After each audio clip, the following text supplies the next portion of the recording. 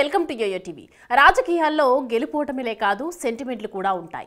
కొంతమంది నాయకులు ఏ కార్యక్రమాన్ని చేయాలన్నా మంచి ముహూర్తం చూసుకుంటూ ఉంటారు. ఇంకొంతమంది ప్రజాప్రతినిధులైతే మంచి గడియల్లోనే బయటకు వస్తూ ఉంటారు. కొన్ని సెంటిమెంట్ నియోజకవర్గాలు కూడా ఉంటాయి. ఆ నియోజకవర్గంలో ఏ పార్టీ గెలిస్తే రాష్ట్రంలో అదే పార్టీ అధికారంలోకి వస్తుందనే సెంటిమెంట్ కూడా ఉంటుంది. అయితే ప్రస్తుతం ఏపీలో అసెంబ్లీ ఎన్నికలు జరగనున్న ఈ నేపథ్యంలో రాష్ట్రంలో మరోసారి సెంటిమెంట్లు తెరపైకి వస్తున్నాయి. రెండోసారి అధికారం దక్కించుకోవాలని చూస్తున్న అధికారం పార్టీ సీఎం జగన్ వ్యూహాలు రచిస్తున్నారు.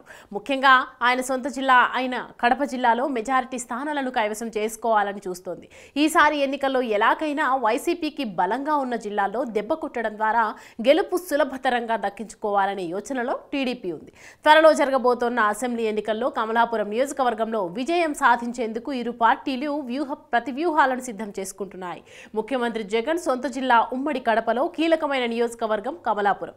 ప్రస్తుతం ఇక్కడి నుంచి వైసీపీ తరపున పోచిమారెడ్డి రవీంద్రనాథ్ రెడ్డి ప్రాతినిధ్యం వహిస్తున్నారు. గత ఎన్నికల్లో ఆయన టీడీపీ అభ్యర్థి పుత్తా నరసింహారెడ్డిపై 27,333 ఓట్ల తేడాతో గెలుపొందారు. 2014 ఎన్నికల్లో కూడా రవీంద్రనాథ్ రెడ్డి టీడీపీ తరపున పోటీ చేసిన పుత్తాపై 5,345 ఓట్ల తేడాతో విజయం సాధించారు. నియోజకవర్గంగా ఏర్పాటైన తర్వాత 1952లో జరిగిన ఎన్నికల్లో సిపిఐ విజయం దక్కించుకుంది. 1983లో టీడీపీ ఆవిర్భావం తర్వాత 1983, 94, 2004 ఎన్నికల్లోని టీడీపీ గెలవగలిగింది.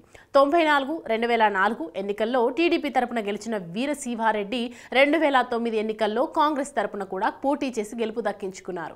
వైసీపీ ఆవిర్భావం తర్వాత ఆ పార్టీ అభ్యర్థులే 2 సార్లు గెలుపొందారు. ముఖ్యమంత్రి జగన్ సొంత జిల్లా అయినప్పటికీ బీజేపీ, జనసేనతో కలిపి ఏర్పడే కూటమి బలం ద్వారా విజయం సాధిస్తామనే ధీమాలో టీడీపీ ఉండగా మరోసారి మూడోసారి కూడా గెలుపు తమదే అని వైసీపీ అంటుంది. ప్రజలు ఏ పార్టీకి విజయం కట్టబెడతారో తెలియాలంటే ఎన్నికల వరకు ఆగాల్సిందే.